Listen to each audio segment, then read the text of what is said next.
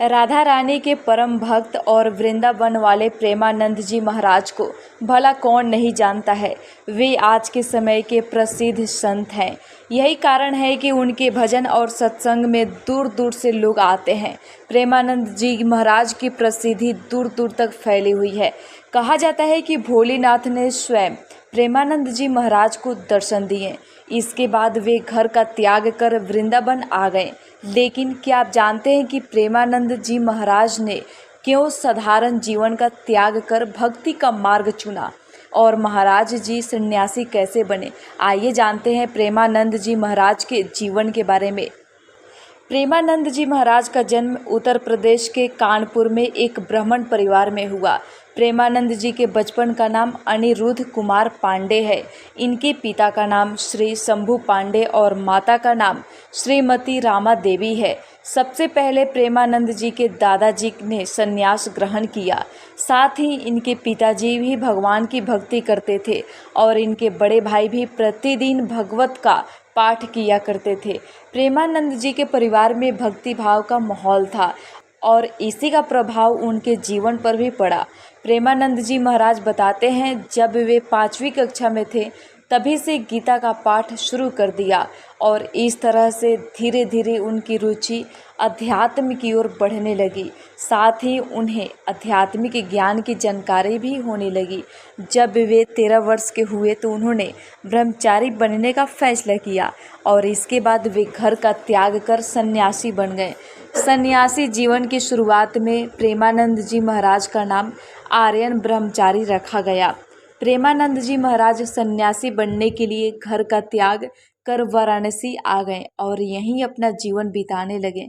सन्यासी जीवन की दिनचर्या में वे गंगा में प्रतिदिन 3 बार स्नान करते थे और तुलसी घाट पर भगवान शिव और माता गंगा का ध्यान व पूजन किया करते थे।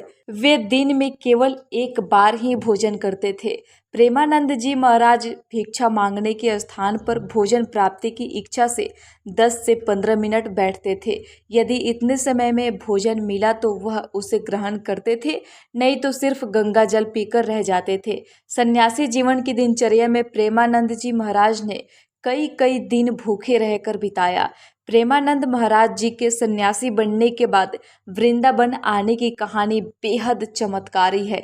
एक दिन प्रेमानंद जी महाराज से मिलने एक अपरिचित संत आए और उन्होंने कहा, श्री हनुमत धाम विश्वविद्यालय में श्री राम शर्मा के द्वारा दिन में श्री चैतन्य लीला और रात्रि में रासलीला मंच का आयोजन किया गया है, जिसमें आप आमंत्रित हैं।